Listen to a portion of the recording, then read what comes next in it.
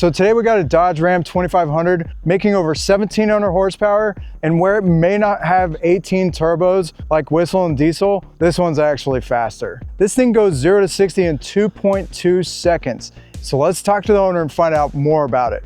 Hey guys, I'm Trent Owens with TRE Performance Transmissions. This is my 5.9 Cummins, also known as a dad bod, and you're watching East Coast Garage.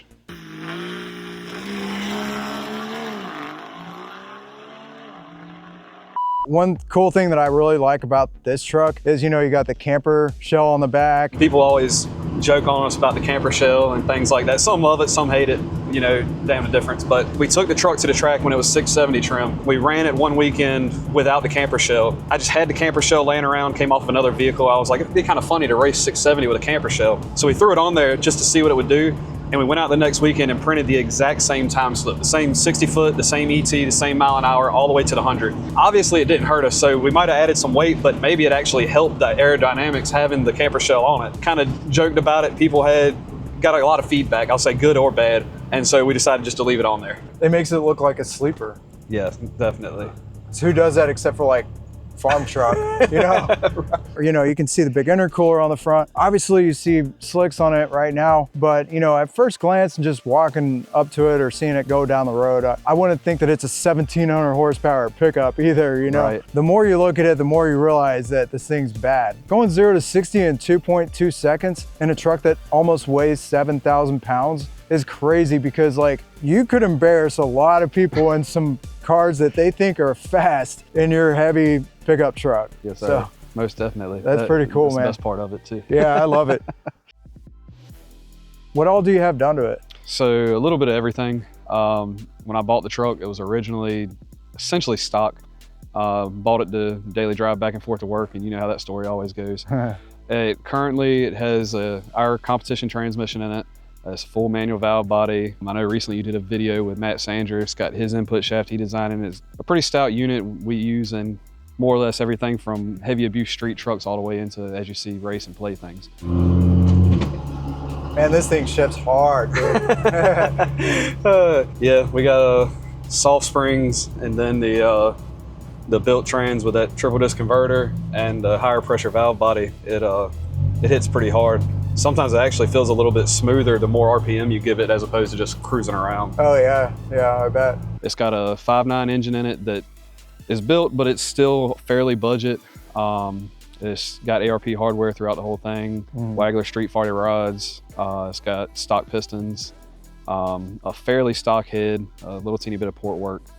It's a pretty good sized VS Racing Turbo, single stage of nitrous, and some pretty good sized flux injectors.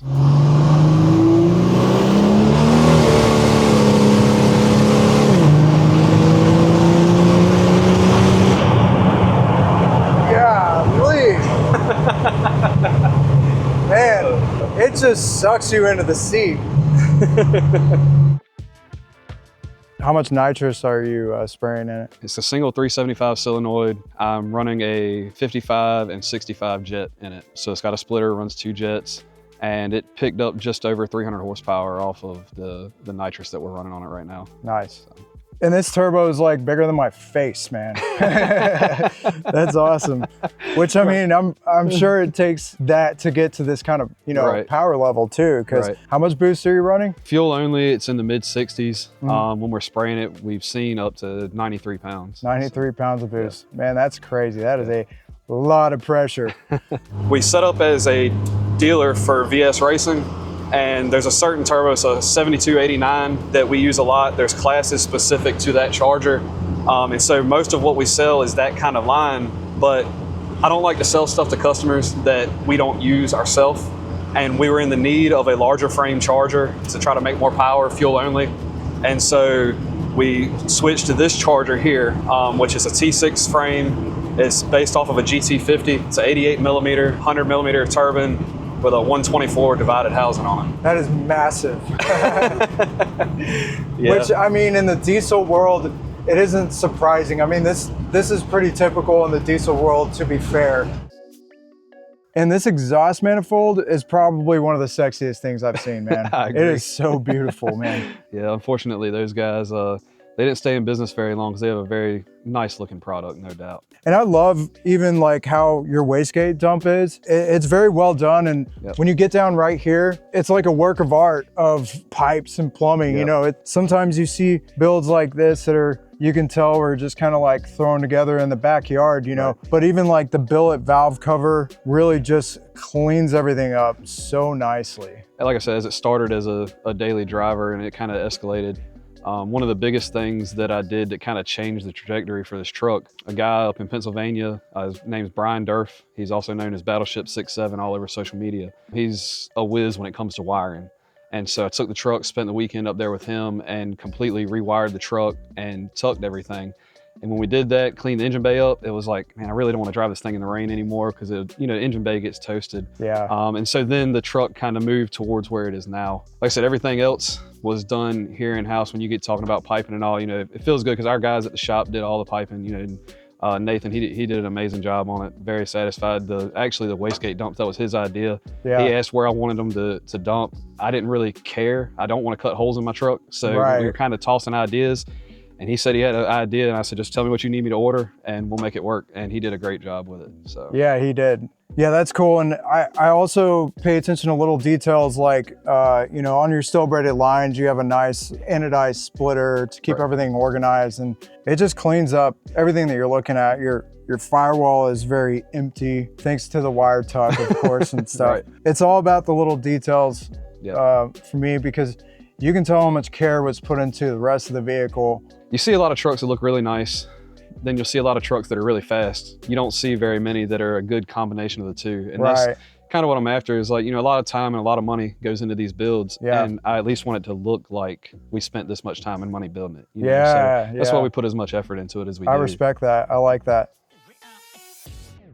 So what all did you have to do to the fuel system to make this kind of power? I guess the easiest way is to start with start at the back, work your way front. You got to have a good supply. We always use air dog for our lift pumps, for our supply pump. So we have an air dog lift pump on it, feeding into we have a S&S 14 millimeter high speed CP3, which is our injection pump, our high pressure pump. There's a company in Texas, Cummins Diesel Injection, and they build all of our injectors for us, everything from stock all the way to stuff like this. So I have a set of their 300% injectors. And as you can tell, I mean, the truck runs fairly smoke-free and makes great power. And the key to it is just proper sizing and pairing the companies along with your tuner. Because each tuner has certain preferences on things they like. You know, having a tuner that's willing to work with you on the injector and pump that you have and trying to make that size and work correctly, you know, is critical to getting good results. Yeah, yeah, for sure. Yeah. What made you decide to race diesels? I guess it all started, I hate to even say this, but it all started, I was in high school, and just like everybody else, you want a truck to blow smoke. And so that's what got me into wanting a diesel. Also, some of the older trucks, when they go into high idle, they would kind of get a lope to them, and it sounded like an old pulling tractor. And, you know, I thought it was the coolest thing ever. I had to have one. I bought one, and it's almost like a sales gimmick when you get into the diesels, because the first thing you're going to do is tune it. But when you tune it, you can add 150 horsepower just loading a tune on it. And you're like, man, this diesel stuff is easy. Well, from there is when it gets expensive. But it's just addictive, because kind of like you talked about earlier, being able to race cars with it and things like that. You know, we take these trucks out to our local drag strip, and you race cars that you can't even hear yourself think. We're sitting next to them, and you're putting bus links on them, you know. And it like I said, man, it gets addictive. And then on top of that, you go to the track, run those times, and then drive the truck home. Right. And there's some trucks that we have that will hook to a trailer and tow a truck to the track, unhook, race, running very respectable times, hook back to the trailer and tow back home. And seeing those things is what really got me into the sport. And once you get into it, you're just hooked. And the whole rabbit hole effect, it started very innocent, and then we ended up where we are today. Nice. What's your personal best 8th mile pass? We've been a 594 at almost 122 miles an hour. It was 121 and some change. Wow. So that's like a low 9-second vehicle. Yeah. Again, that weighs almost 7,000 pounds, you know. And, that's right. And it's about as aerodynamic as a couch, you know. What's your best 60 foot? My best 60 foot's a 142. Damn, that's crazy. up until this year, like I said, we kind of made a lot of changes with the truck this year when we went to the built motor, the new fuel and air setup. Previously, I would normally shoot for mid 1.5s. This year, we've kind of been shooting for personal best type stuff, so we've been trying to see what we could actually get out of it. We did a 142. 1.3s may be possible, but I'm pretty much at the limit, I think, of the capability of the suspension I've got with the weight of this truck. I think I'm gonna have to do some more front end work and potentially 4-link to get much faster than what I've got here in the 60 foot. Like I said, we went for some personal best stuff this year. We've pretty much reached our goal already with that. So now we're actually getting ready to start working on slowing the truck down to be competitive in 670 index, which is what we normally use the truck for. Okay. So, yeah, because I'm sure it's like more reliable in the 670 range than... Definitely. I'm not concerned with our engine or trans. The bigger concern is just the end of the day. Let's see, the truck has 188,000 miles on it and it's 6,800 pounds, and putting, like I said, almost 1,700 horsepower through it. It's just stock transfer case, stock axles, stock differentials. It's just a recipe to have an issue when you're pushing it that hard that often. Right. So we try not to push it any harder than we have to for normal use. And like you said, at 670, it lived on a stock motor for 4 years of 670 power. With this setup, it should be effortless.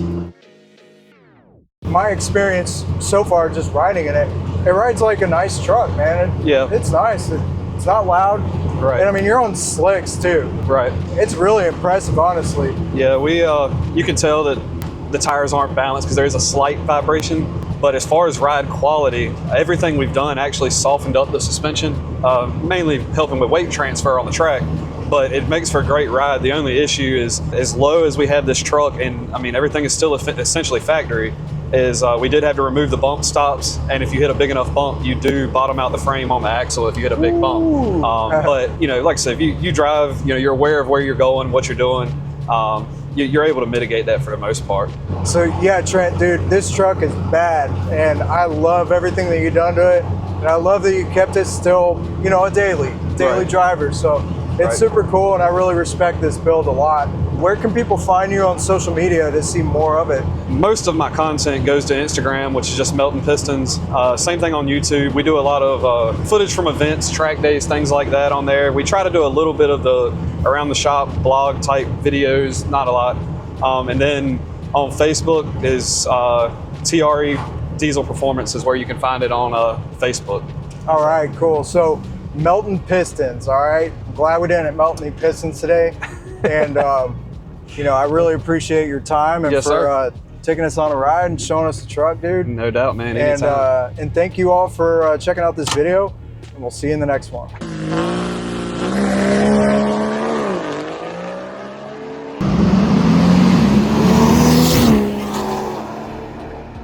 Imagine being the guy in the Demon with a pulley, some bolt-ons, and a tune, then get walked by a truck like this. Honestly, I wouldn't even be mad. One thing we didn't talk about on camera is that he takes a lot of pride with being able to make clean, usable power. And with that said, this truck has a really big setup, and while it's making the power he wants, the drivability and smoke output hasn't been dialed in yet. Now, if you like this truck, you'll probably also appreciate the most powerful diesel BMW in the world with a triple turbo setup running 70 pounds of boost and a 300 shot. Or check out my latest video. Thanks again to Trent for telling us all about the truck, and thank you all for checking out this video. See you in the next one.